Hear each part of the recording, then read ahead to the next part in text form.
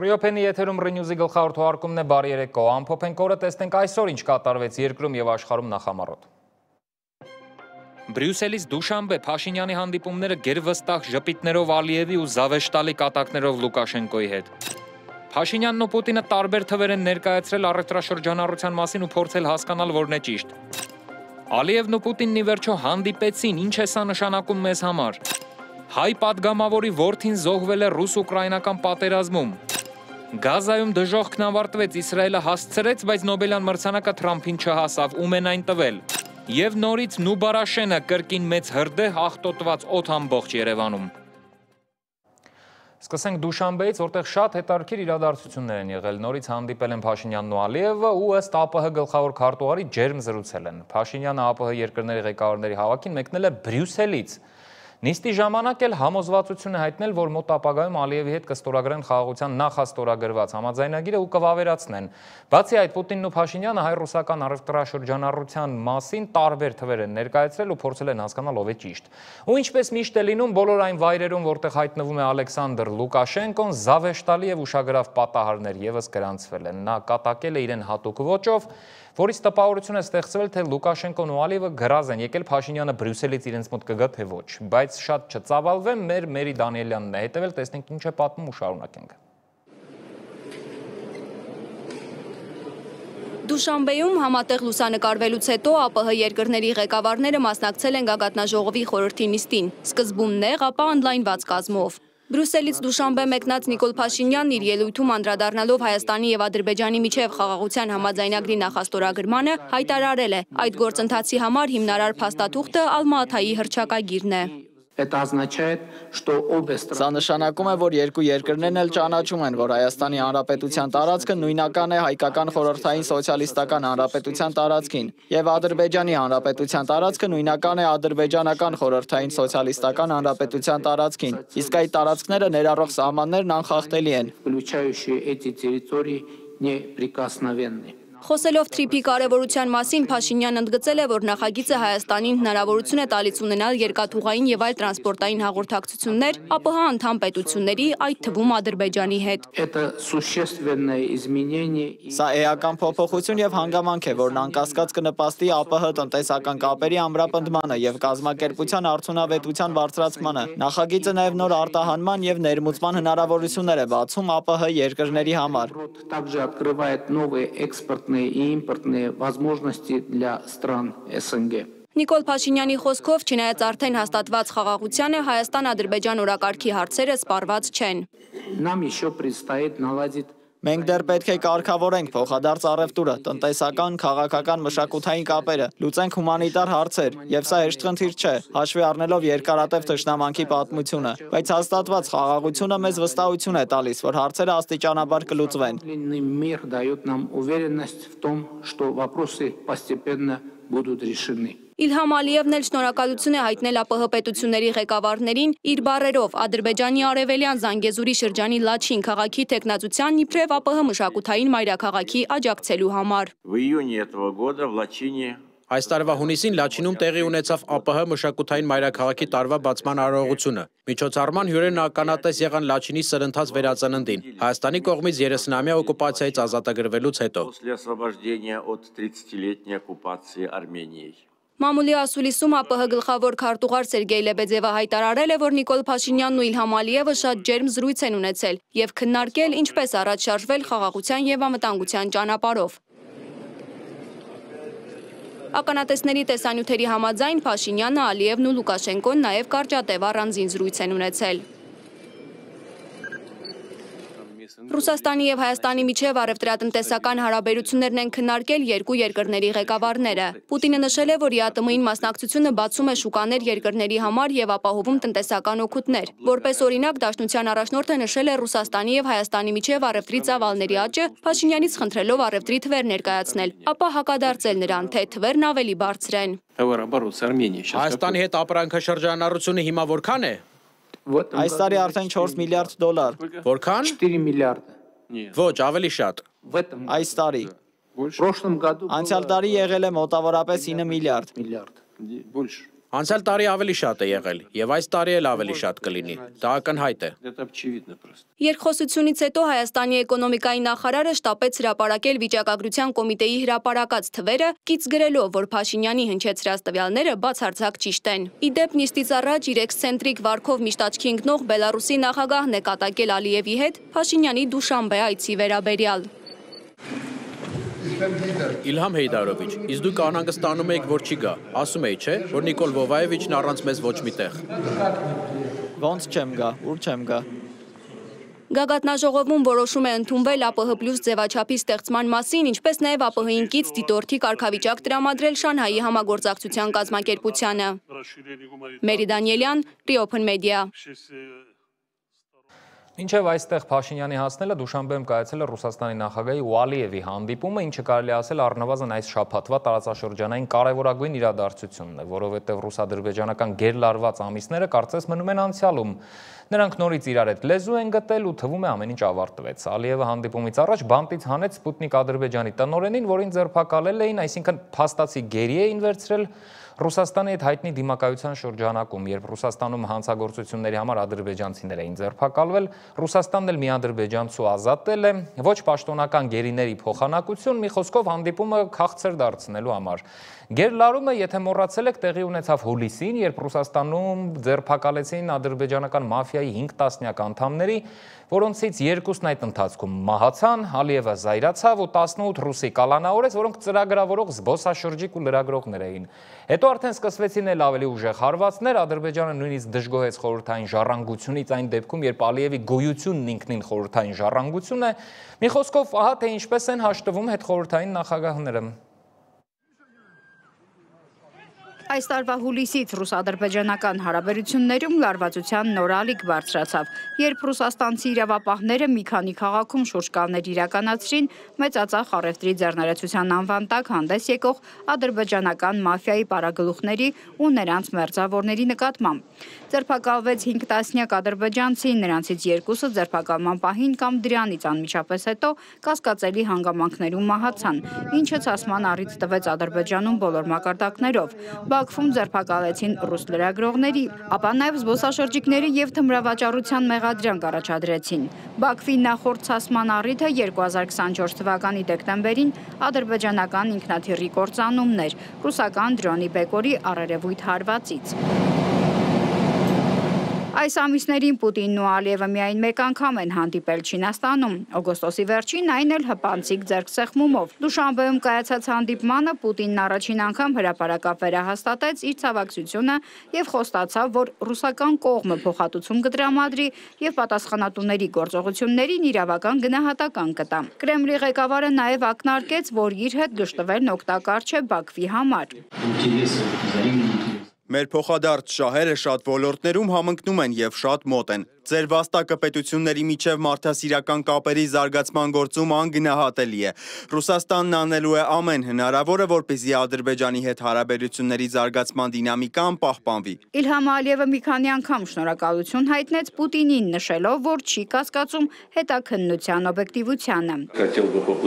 Հատուկ շնորհակալություն ձեզ ազալ ինքնաթիռի կործանման պատճառների հետաքննությունը անձամբ վերահսկելու համար։ Շնորհակալություն եւս անգամ, որ մեր հանդիպման ընթացքում կարևորեցիք այս թեման։ Որպես վստահության ամրապնդման քայլ Բաքուն ազատ արձակեց Սպուտնիկ Ադրբեջանի գործադիր տնօրեն Իգոր Կարտավիխին, իսկ Մոսկվան ի պատասխան Ադրբեջանի քաղաքացիներից մեկին։ Բարեկամական մթնոլորտը ընդգծվեց նաև հանդիպմանը հաջորդած ջերմ գրկախառնություններով։ Ձևի տեսանկյունից իհարկե բոլորը նկատեցին հետևյալը, որ չգիտեմ ֆիզիկապես Պուտինը եւ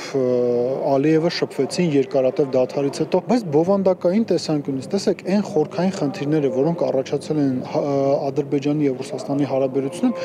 այդ խորքային խնդիրները չեն լուծվել։ Ինչի մասին է խոսքը։ Այս զարգացումը Ալիևի քարոզչամեքենան ներկայացրեց որպես դիվանագիտական հաղթանակ, մինչդեռ ադրբեջանական ընդդիմադիր շրջանակներում այն գնահատվեց որպես Ալիևի միակողմանի զիջում եւ մեղավորներին պատասխանատվությունից ազատելու քողարկված քայլ։ Ադրբեջանի ժողովրդական ճակատ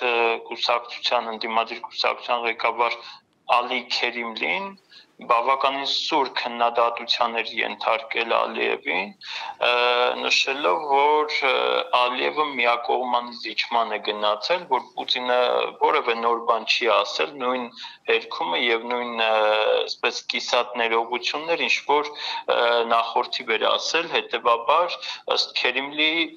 Ալիևը գնացել էր միակողմանի զիջումների։ Վերլուծաբանների կարծիքով այս հանդիպումը բխում էր երկու կողմերի շահերից։ Ռուսաստանի համար կարևոր էր կանխել իր ազդեցության հետագա նվազումը եւ կարգավորել հարաբերությունները տարածաշրջանային կարևոր դերակատարի հետ։ Ադրբեջանի համար էլ Ռուսաստանի հետ բացահայտ թշնամանքի ձգձգումը ձեռնտու չէր։ Քաղաքագետ Բենյամին Մաթևոսյանի դիտարկմամբ, չնայած հարաբերությունների կարգավորման ուղղված քայլերին, երկու երկրների միջև առկա են խորքային ռազմավարական տարաձայնություններ։ Ադրբեջանը շարունակում է ակտիվորեն զինվել իր քաղաքականությունը կառուցելով հակառուսական ու հակաիրանական դիրքավորման վրա։ Սա թույլ է տալիս Բաքվին սերտացնել հարաբերություններն Արևմուտքի հետ, իսկ Միացյալ Նահանգներում 907-րդ բանաձևի չեղարկումը թույլ կտա ամերիկյան զենք ստանալ։ Ադրբեջանը կամովի ստանձնել է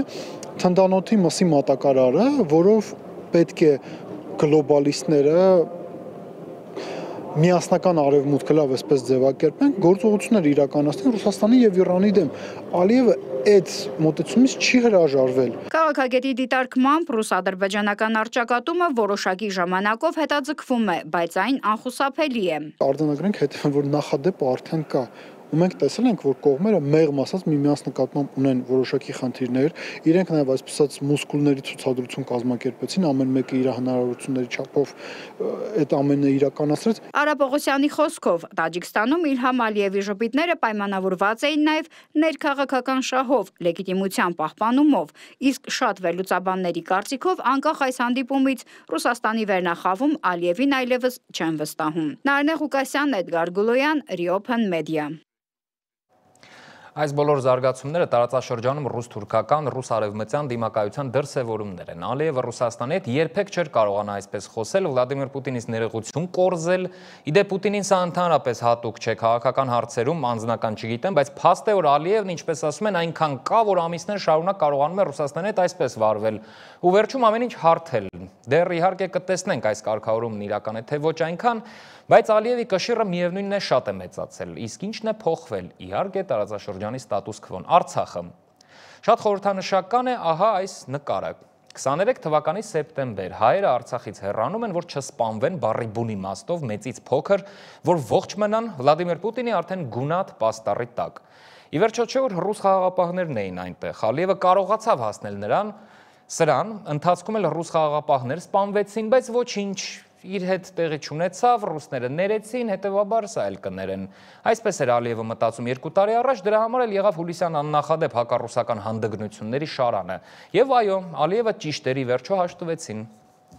Ուզուգահեռ Ադրբեջանը շարունակում է խորացնել նաև Վրաստանով Թուրքիայի իրարանցային այնել խորը կապերը, այս անգամ Թուրքիայում հանդիպել են 3 երկրների պաշտպանության նախարարները, ու բոլորի ելույթներից տպավորությունն է, թե Թուրքիան է Հարավային Կովկասի անվտանգության երաշխավորը կամ արդեն Թուրքիան է։ Հետաքրքիր է, որ Դուշանբեն ու այս հանդիպումը տեղի են ունենում միաժամանակ։ Այսինքն Ալիևն իր պաշտպանության նախարարին ուղարկում է խորացնել մի ուղղությունը, ինքը գնում է Պուտինի հետ հաշտվելու, կամուրջները վերականգնելու ավելի լուրջ հանդիպմանը։ Այսինքն Ալիևը դարձել է ավելի լուրջ դերակատար, ավելի կարևոր ու ծանրակշիռ բոլոր ուղղություններով։ Նա իրեն կարող է թույլ տալ շատ ավելին, քան 5 տարի առաջ։ Իսկ մնացած զարգացումները հենց դրա դրսևորումներն են։ Թուրքիայի, Ադրբեջանի եւ Վրաստանի պաշտպանության նախարարների Անկարայում կայացած 12-րդ եռակողմ հանդիպումը ամրագրեց համատեղ արձանագրություն։ Որպես հանդիպման հյուրընկալող եւ դաշինքի ավագ գործընկեր, Թուրքիայի պաշտպանության նախարար Յաշար Գյուլերը չի թաքցնում Անկարայի դերակատարումը որպես իր բառերով տարածաշրջանային անվտանգության երաշխավոր։ Մեր սերտ համագործակցությունը ծառայում է մեր երկրների ընդհանուր շահերին եւ զգալի ներդրում ապահովում Կովկասում խաղաղության եւ կայունության հաստատման գործում։ Ամենախոսունը սակայն Ադրբեջանի պաշտպանության նախարար Զաքիր Հասանովի հայտարարությունն էր, որին ռազմական փորձագետները համարում են շինծու եւ բեմականացված խաղաղասիրության դասական նմուշ։ Մի կողմից նա խոսում էր Հայաստանի հետ ձեռք բերված խաղաղության մասին, մյուս կողմից նրա ղեկավար Իլհամ Ալիևը շարունակում է իր ագրեսիվ ռետորաբանությունը, համառորեն օգտագործելով Զանգեզուրի միջանցք եզրույթը, անպատեհ առիթներով էլ օկուպանտ անվանելով ինչպես այսօր Դուշանբեում։ Օգոստոսի 8-ին Վաշինգտոնում Հայաստանի հետ համատեղ հռչակագրի ստորագրում եւ դրան հաջորդած խաղաղության համաձայնագրի նախաստորագրումը կարևոր քայլ են ավելի քան 30-ամյա հակամարտության դադարեցման ճանապարհին։ Այս պատմական իրադարձությունը նոր հնարավորություններ բացեց Հարավային Կովկասում եւ համաշխարհային մասշտաբով համագործակցության համար։ Իր հերթին Վրաստանի պաշտպանության նախարար Իրակլի Ջիկովանին խոսում էր իր երկրի որպես կամուրջ Եվրոպայի եւ Ասիայի միջև դերի մասին։ Հարավային Կովկասը աշխարհառազմավարական տարածաշրջան է, կամուրջ Եվրոպայի եւ Ասիայի միջև։ Մեր երեք պետությունների գլխավոր առաքելությունն է համատեղ ջանքերով տարածաշրջանային կայունությունը պահպանելը։ Այս ձևաչափի առաջին հանդիպումը տեղի է ունեցել 2014 թվականի օգոստոսին Նախիջևանում։ Այն ժամանակ օրակարգը շատ ավելի կոնկրետ էր, համագործակցության միջոցով ապահովել Բաքու-Թբիլիսի Ջեյհան, Բաքու-Թբիլիսի Էրզրում եւ Բաքու-Թբիլիսի Կարս էներգետիկ եւ տրանսպորտային նախագծերի անվտանգությունը։ Հենց այդ ժամանակ էլ որոշվեց անցկացնել համատեղ զորավարժություններ։ Վերջին համատեղ զորավարժությունները տեղի են ունեցել 2024 թվականին Ադրբեջանում, որի ընթացքում երեք երկրների հատուկ ջոկատայինները ավիացիայի աջակցությամբ մշակել են համատեղ գործողություններ։ Իսկ 2025-ի հունվար-փետրվարին Հայաստանի սահմանի մոտ Կարսում անցկացվում էին թուրք-ադրբեջանական զորավարժությունները Վրաստանի դիտորդական մասնակցությամբ։ Իդեպ նախորդային Գաբալայում կայացած թյուրքալեզու պետությունների կազմակերպության գագաթնաժողովում Ալիևը հանդես եկավ կառույցը ռազմականացնելու մասին հայտարարությամբ։ Հաշվի առնելով մեր երկրների միջև ռազմական, պաշտպանական եւ անվտանգային ոլորտներում լայն համագործակցությունը առաջարկում եմ 26 թվականին Ադրբեջանում անցկացնել թյուրքական պետությունների կազմակերպության անդամ երկրների համատեղ զորավարժություններ։ Այս շաբաթ նաև տեղի է ունեցել Մերձկասպյան երկրների ռազմածովային ուժերի հրամանատարների հանդիպումը, որտեղ Ռուսաստանը, Իրանը, Ղազախստանը եւ Ադրբեջանը պայմանավորվել են 2026 թվականին Կասպից ծովում անցկացնել համատեղ ռազմածովային զորավարժանքներ։ Դրանց նպատակն է ապահովել նավագնացության եւ ծովային տնտեսական գործունեության անվտանգությունը, որն ըստ անդամ երկրների պետք է ապահովեն բացառապես Մերձկասպյան երկրները, առանց արտատարածաշրջանային ուժերի միջամտության։ Մոնիկա Հայրոյան, Reopen Media։ Իդեպ այս ընթացքում համառորեն չի ավարտվում ռուս-ուկրաինական պատերազմը ու որքան երկարում է, այնքան Ռուսաստանի հետ կարողանում են այսպես վարվել առաջին հերթին թուրքերն ու իրենց արբանյակները եւ այս պատերազմում եւս մենք կանք։ Հայաստանը գուցե անուղղակի է առնչվում սրա հետևանքներին, բայց Ռուսաստանում եւ Ուկրաինայում ապրող հայերը շատ էլ ուղիղ։ Երկու կողմից էլ հայեր կան, նրանք եւս զոհվում են։ Եվ ահա պարզվել է, որ պատերազմում զոհվել է եւս մեկ հայ, Հայաստանի ազգային ժողովի Հայաստան խմբակցության падգամավոր Արմենուհի Կյուրեղյանի որդին։ Ըստ հրապարակի տեղեկությունների Կյուրեղյանի 28-ամյա տղան որպես զինվորական բժիշկ է մասնակցել պատերազմին, զոհվելուց 2 ամիս անց է միայն հնարավոր եղել նրա մարմինը դուրս բերել ռազմի դաշտից ու տեղափոխել Հայաստան։ Նա երկար տարիներ ապրում էր Ռուսաստանում։ Դե իսկ Պաղեստինում տիրող դժոխքը ի վերջո ավարտվեց, հազարավոր տեղահանված պաղեստինցիներ վերադառնում են տուն։ Իսրայելական զորքերը սկսել են հետ քաշվել Գազայի որոշ հատվածներից։ Այսօր կեսօրից հրադադար է։ Մինչև երեքշաբթի ազատվելու են արդեն 2 տարի ու 2 օր գերության մեջ գտնվող ու դեռ ողջ մնացած իսրայելցի 48 պատանդները։ Իսրայելն էլ բանտերից ազատելու է պաղեստինցիների։ Կարծես այս փուլն էլ ավարտվեց, մինչև հաջորդ պատերազմը, որը բոլորն էլ ընդունում են, որ լինելու է, բայց հիմա չէ, թող մի քանի ամիս անցնի հետո։ Գազայի կենտրոնական հատվածում բնակիչները ուրախությամբ են ընդունել Իսրայելի եւ Համասի միջև հրադադարի համաձայնագիրը, հույս հայտնելով, որ վերջապես վերջ կդրվի 2 տարի տևած պատերազմին։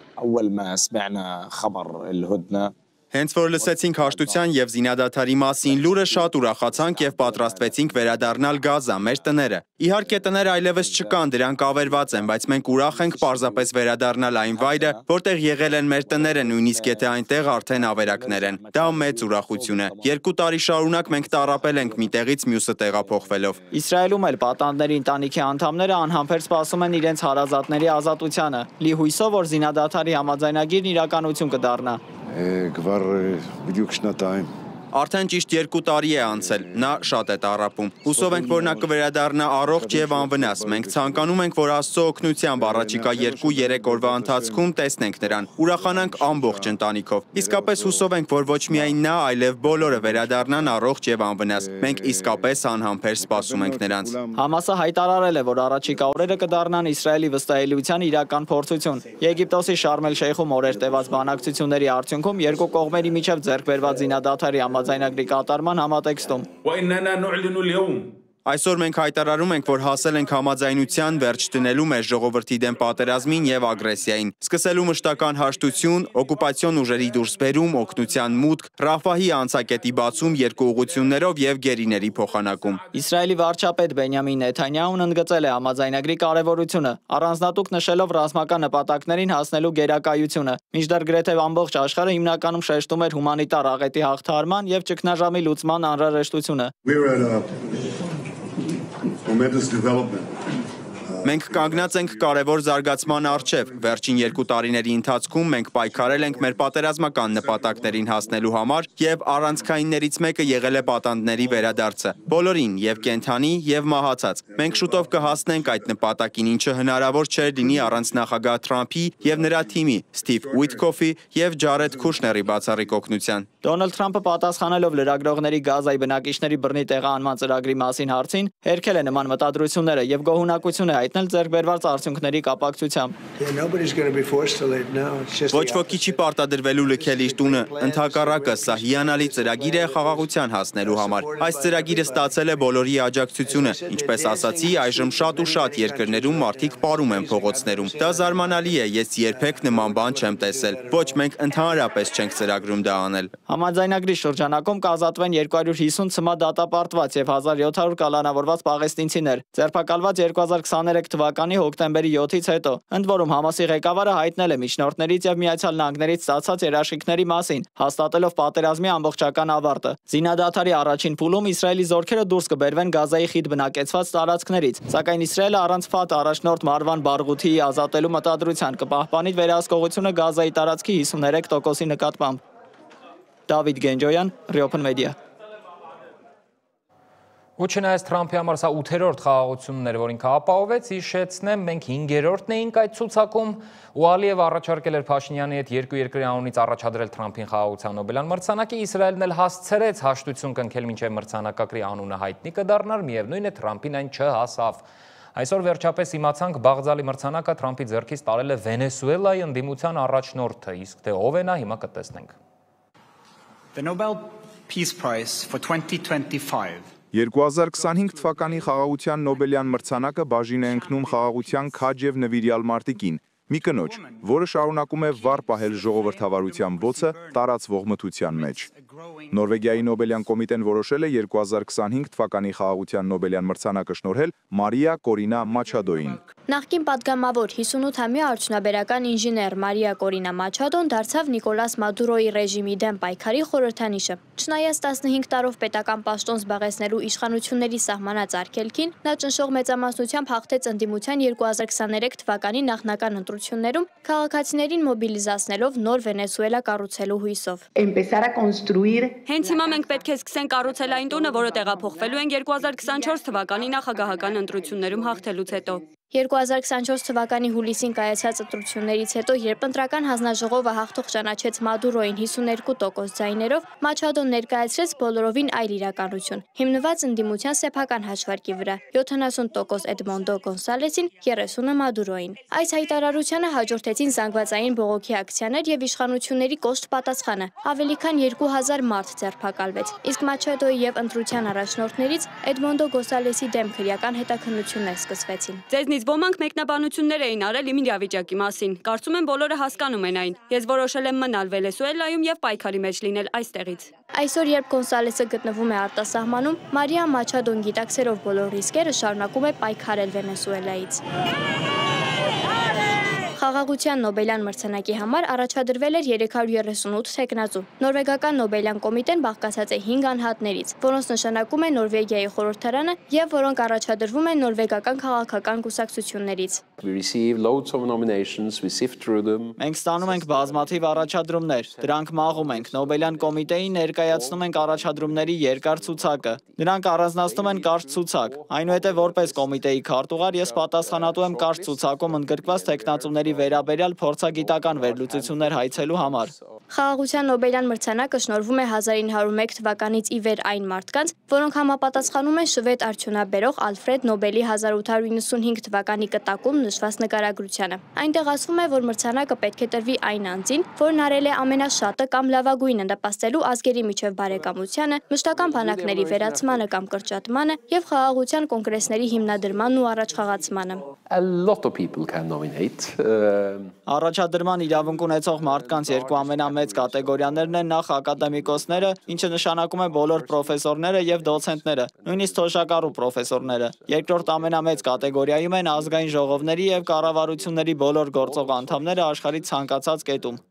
Նոբելի խաղաղության մրցանակի առաջին դափնեկիրներն էին Կարմիր խաչի հիմնադիր Անրի Դյունանը եւ Ֆրեդերիկ Պասին։ Տասնամյակների ընթացքում այն շնորհվել է այնպիսի խորհրդանշական դեմքերի, ինչպիսիք են Մարտին Լյութեր Կինգ Կրտսերը, Մայր Թերեզան եւ Նելսոն Մանդելան, գնահատելով նրանց աշխատանքը քաղաքացիական իրավունքների պաշտպանությանը, հումանիտար օգնությանը եւ ապարտեիդի դեմ պայքարում։ Բարակ Օբաման մրցանակը ստացավ 2009 թվականին իր առաջին պաշտոնավարման ընթացքում միջազգային դիվանագիտությունն ամրապնդելու իր արտակարգ ջանքերի համար։ Այս որոշումը սակայն դարձել է Դոնալդ Թրամփի մշտական քննադատության թիրախը։ Նա պնդել է, որ Օբաման մրցանակը ստացել է ոչինչ չանելու համար, բացի երկիրը քայքայելուց։ Նախագահներից այս մրցանակին են արժանացել նաև Թեոդոր Ռուզվելտը ռուս-ճապոնական պատերազմում միջնորդության, Վուդրո Վիլսոնը ազգերի լիգայի ստեղծման գաղափարի եւ Ջիմի Քարտերը իր հետ նախագահական շրջանում խաղաղարար գործունեության համար։ Վերջին տարիներին կոմիտեն կրկին կենտրոնացել է իրավապաշտպանների եւ զինաթափման կողմնակիցների վրա, ինչպես օրինակ 2024 թվականի դափնեկիր Նիհոն Հիդանկյոն, հանուն միջուկային զենքից զերծ աշխարհի պայքարի համար։ Նոբելյան կոմիտեի այս տարվա ընտրությունը հատկապես ուշագրավ է Դոնալդ Թրամփի բազմակի հայտարարությունների ֆոնին, թե հենց ինքն է արժանի մրցանակին, իրեն վերագրելով 7 պատերազմ կանգնեցնելը։ Հազարավոր երիտասարդներ մահանում են ամեն շաբաթ։ Եթե ես կարող եմ փրկել նրանց, կիրառելով պատժամիջոցներ, կամ պարզապես ինքս իմ միջոցով, կամ օգտագործելով շատ ուժեղ սակագնային համակարգ, որը շատ ծախսատար է Ռուսաստանի, կամ Ուկրաինայի, կամ ում հետ ունենք հակասություններ, դե դուք գիտեք, բայց ես 7 պատերազմ եմ դադարեցրել, եւ այդ պատերազմներից 3-ը տևել են ավելի քան 30 տարի։ Այնուամենայնիվ Նոբելյան փորձագետները նախապես ասել էին, որ Թրամփի հնարավորությունները փոքր են։ Շատ վերլուծաբաններ կարծում են, որ այժմ Նոբելի ամենահեղինակավոր ու բաղձալի մրցանակին չարժանանալուց հետո կարևորն այն չէ, թե ինչ կհայտարարի Թրամփը, այլ այն, թե ինչ քայլերի կանցնի, հաշվի առնելով խաղաղության հաղթական պատերազմներով պաշտպանելու նրա վերջին ակնարկները։ Համենայն դեպս Սպիտակ տունը հայտարարել է, որ Միացյալ Նահանգների նախագահը կշարունակի համաձայնագրեր կնքել, դադարեցնել պատերազմները եւ փրկել կյանքեր։ Աննա Հարությունյան, Open Media։ Վերջ Թրամփը կարող է այլևս չփնտրել կռվող երկրներ, որ հաշտեցնի կամ ցույց տա, որ ավարտել է ինչ-ինչ պատերազմներ, հիմա կարելի է վերադառնալ սովորական կյանքի, այսինքն անել բրուտալ հայտարարություններ տոտալ զայրույթի ռեժիմում։ Եվ ահա Թրամփը առաջարկել է Իսպանիային դուրս շպրտել ՆԱՏՕ-ից։ Պատճառը Թրամփը վիճել է Իսպանիայի վարչապետի հետ, որովհետև իսպանացիները չեն ուզում ավելի շատ վճարել ընդհանուր պաշտպանության համար, իսկ Թրամփի համար սա սկզբունքային հարց է։ Բայց եկեք իրենց թողնենք իրենց խնդիրներով ու շատ կտրուկ անցում անենք մեր խնդիրներին, որոնք շատ ավելի լուրջ են, քան ՆԱՏՕ-ին Իսպանիայի անդամավճարը։ Գիշերը Նուբարաշենի աղբավայրում նորից մեծ հրդեհ է բռնկվել։ Հսկայական թունավոր ծխիսյունը երևացել է մի քանի տասնյակ կիլոմետրից։ Գիշերվանից աշխատել են հրշեջները։ Իմ գործընկեր Սիմոն Հովհաննիսյանն է այսօր եղել դեպքի վայրում, տեսել թե հրդեհի ինչ ծավալների մասին է խոսքը, ծուխը, որը կտեսնեք հենց հիմա, քամին տարել ու հասցրել է Երևանի գրեթե բոլոր անկյունները։ Եվ բոլորս այսօր փաստացի շնչել ենք այդ կեղտոտ ու թունավոր ծուխը։ Իշխանությունը հայտարարել է, որ աղբավայրում այսօրվա հրդեհը պատահական չէր, դիտավորություն էր։ Քաղաքապետն էլ խոսել է ԱԱԾ տնօրենի ու ներքին գործերի նախարարի հետ։ Հրդեհի հետ որևէ կապ ունեցող անձ կենթարկվի պատասխանատվության։ Հետևումս ամպ կամ մառախուղ չէ, հերթական անգամ այրվում է Նուբարաշենի աղբանոցը։ Քաղաքապետարանից հայտնում են, որ հրդեհը բռնկվել է մոտ կեսգիշերին, մեծ մասն արդեն մարվել է, միայն ծուխն է մնացել։ Ծխի ծավալներն այնքան մեծ են, որ տեսանելի են անգամ քաղաքի մյուս ծայրամասերից։ Մանր հրդեհները չհաշված, այս թեման այս տարի մեր եթերում հայտնվել է արդեն 3-րդ անգամ։ Սկզբից հուլիսին, ապա օգոստոսին, հիմա էլ աշնանը հոկտեմբերին Երևանի ամենամեծ աղբանոցը էլի այրվում է։ Նախորդ հրդեհների հիմնական վարկածով մեղավորն արևն էր։ Ամռանը ճառագայթներն ավելի ուժեղ էին ու ապակու փոքր կտորն էլ բավարար էր հրդեհի բռնկման համար։ Հիմա քաղաքապետի խորհրդական Կամո Արեյանն իր վարկածն ունի՝ դիտավորություն։ 3 չէ, առաջի օրը երեկոյան 19:30 ես գնացել եմ այստեղից, արդեն ամեն ինչ նախապատրաստված, որ ես մեկ շաբաթում մենք պիտի այս մոբիլիզացիոն շրջանն անցնեինք, բայց արդեն տեխնիկան բերել եւ աշխատացնում ենք ներսում։ Եվ ահա անակնկալ այս հրդեհը իմ անձնական կարծիքն է արդեն, որ այստեղ կա դիտավորություն։ Պահակակետ են ուզում դնել աղբանոցում, որ խնդիրը վերահսկելի լինի ու կողմնակի անձ մուտք չգործի աղբավայրի տարածք, ինչպես նաև հողով ծածկում են կուտակված աղբը։ Նոր հարթակ են ազատել, որ նոր աղբը այդտեղ լցնեն։ Չի օգնի, ասում է բնապահպան Ինգազ Արապյանը։ Պետք է խնդիրը հիմնովին լուծել, սկսած քաղաքային աղբամաններից մինչև աղբավայր հասցնելը։ Ինչ որ մի հատ տեղը օրինակ իզոլացվում է, չէ՞, բայց այնտեղ ամեն մի տեղ, այդ ամբողջ, այնտեղ 50 քանի հեկտար տարածք կա, այդ 50 քանի հեկտար ինքը այրվող վիճակում է, այսինքն հիմա չի այրվում, դանդաղ պրոցես է սկսվում, դե պրոցես է, չէ, հետո սկսում է այդ շղթան, սկզբից մետան է առաջացնում, հետո այդ մետանը սկսում է ինքնայարվել, հետո կողքի, որ արդեն ջերմաստիճանը բարձրանում է, սկսում է արվել պլաստմասան, արդեն լրիվ ուրիշ վիճակ է, եւ այլն եւ այլն։ Այս գնալով, որ այդպես արվում է, այնտեղ ամբողջ այդ 50 հեկտար այս ռիսկերի տակ է։ Ըստ Զարաֆյանի ամեն հրդեհի հետ պետք է զգուշացնել մարդկանց, որ դուր լուսամուտ փակ են, տնից քիչ դուրս գան։ Առանց այն էլ Հայաստանը քաղցկեղի բարձր ցուցանիշ ունի, այսպիսի ծխերը եւս քաղցկեղածին նյութեր են պարունակում։ Առաջի հերթին այն բնակիչները, որոնք անմիջապես գտնվում են այդ արտանետումների ազդեցության տակ, իսկ ես չեմ կարող ասել, նրանք կարող հենց Սերեբունի բնակիչներ չեն, այլ ուրիշ բան, որտեղ որ կամին փչում է, որտեղ որ տանում է այդ ամբողջ աղտոտվածոտ, այդ բնակիչները արդեն ռիսկի տակ են։ 1950-ականներից շահագործվող այս աղբանոցը Երևանում ամենամեծն է։ Փոխարինողն արդեն պետք է կառուցված լիներ։ Սկզբում մրցույթը չի հաջողվել, ավելի ուշ ծրագիրը չեղարկվել է։ Ըստ քաղաքապետի, եթե ինչ-որ ծրագիր 10 տարի չի իրականացվում, ուրեմն իրականացվող նախագիծ չէ։ Հիմա նոր աղբավայրի այլ ծրագիր կա։ Տիգրան Ավինյանը հանձնարարել է հնարավորինս արագ լուծել խնդիրը։ Հուլիսին այրման հերթական դեպքով քաղաքապետարանից Reopen-ին ասացին, մոտավորապես 2028 թվականին հնարավոր է նոր աղբանոց ունենանք, իսկ մինչ այդ անետացքերի մեր անելիքը այս ծխածածկույթը վերացնելն է։ Երբ կհաջողվի մեզ, չեմ կարող ասել, որովհետև շատ մեծ է ծավալը ծխի, ավելին, երակի, քառակի անգամ ավելի խիտ եւ շատ է, քան օգոստոսի 8-ի ծխածածկույթները այստեղ։ Սիմոն Հովանիսյան, Էդգար Գուլոյան, Լևոն Ոսկանյան, Reopen Media։ Եվ այդ նույն պահին Երևանում բացվել է երկրի տեխնոլոգիական ամենամեծ միջոցառումը, հոբելյանական 20-րդ Digitech 2025, այս տարի եւս նոր գաղափարների պակաս չի եղել, 20 երկրից հյուրեր են եկել, միջոցառմանը մասնակցել են աշխարհահռչակ դեմքեր, այդ թվում Մոդեռնայի հիմնադիրն ու Բարաֆյանը։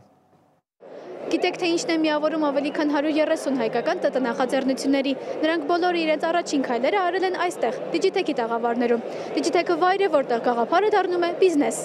Ֆուտբոլիստ, շուն, բեռներ տեղափոխող ռոբոտներ։ Այս տարի եւս Մերիդիան Էքսպո կենտրոնում նոր գաղափարների պակաս չկա։ Գրիգորը, Վահեն եւ Արարատը խոստանում են, իրենց ստեղծած ռոբոտը ապագայում արտակարգ իրավիճակներ կկանխարգելի։ Որդ ռոբոտ օլիմպիադային հայտ ներկայացնելուց մոտավոր մի ամիս առաջ Ճամբարա քաղաքում տեղի ունեցավ դեպք, երբ շենք էր պայթել, որից տուժեցին շատ մարդիկ եւ մենք բոլորս մտածում ենք այդ ուղղությամբ եւ որոշեցինք ստեղծել հենց այս ռոբոտը։ Մեր ռոբոտը տեղաշարժվում է գազատար խողովակի երկայնքով եւ գտնում է գազի արտահոսքի աղբյուրը։ Նրա վրա տեղադրված է նաեւ GSM մոդուլ, որը կարող է SMS ուղարկել գազի վթարային ծառայությանը։ Արմաթիսաները ասում են, առանց թիմային աշխատանքի այս արդյունքին չէին հասնի։ Երբ որ տեսել եմ, որ իմ ընկերը դժվարանում է, օրինակ 3D մոդելավորման այդ ոլորտում, իրեն օգնել եմ ու երբ որ նա է տեսել, որ ես եմ դժվարանում, ինքն է ինձ օգնել։ Այս տաղավարից մի քանի քայլ այն կողմ իրական դպրոցի սաներն են։ Նրանց ստեղծած ռոբոտն էլ կօգնի բեռներ տեղափոխել։ Տաղավարին մոտեցողները առհասարակ շատ են, շարժը շատ է, տարբեր տարիքային մարդիկ են մոտենում, տարբեր երկրներից, տարբեր լեզուներով խոսացող։ Մեխանիզմը պետք է իջեցնի, առաջ գնա, որից հետո սեղմի բեռը ու բարձրացնի, տեղափոխի։ Հոբելյանական 20-րդ Digitech-ին 80-ից ավելի ստարտափներ է մասնակցում։ Այսօրվա ցուցահանդեսի կազմակերպիչներից մեկի համար սա անձնական պատմություն է։ Երբ որ առաջի անգամ լսեցի Digitech-ի մասին, իմ կուրսեցիներից մեկը եկավ 2005 թվականին, ասեց՝ գնացել եմ Digitech, հարցնում ինք այդ ինչ է, ասում էր ինովացիոն պրոդուկտներ եւ այլն, ու իմ համար մեծ պատիվ է վերջի վերջո լինել այս ամեն ինչի կենտրոնում եւ հետեւում կանգնած։ Սակայն ոլորտի առաջընթացը պահպանելու համար անհրաժեշտ են լուրջ ներդրումներ եւ կրթական համակարգի բարեփոխումներ, հատկապես արհեստական բանականության բումի ֆոնին։ AI բումը անում է, միջև էլ էր IT-ին ոլորտը իր բումը ուներ, երիտասարդները կարծում եմ մասնագիտության ընտրության գծով էլ ամեն երկրորդը եթե չի էլ անում խոսում է այդ մասին, հենց որ շատ բարձր է հետաքրքրությունը։ Ուրիշ բան, որ կրթական ոլորտը վստահ չեմ, որ պատրաստ է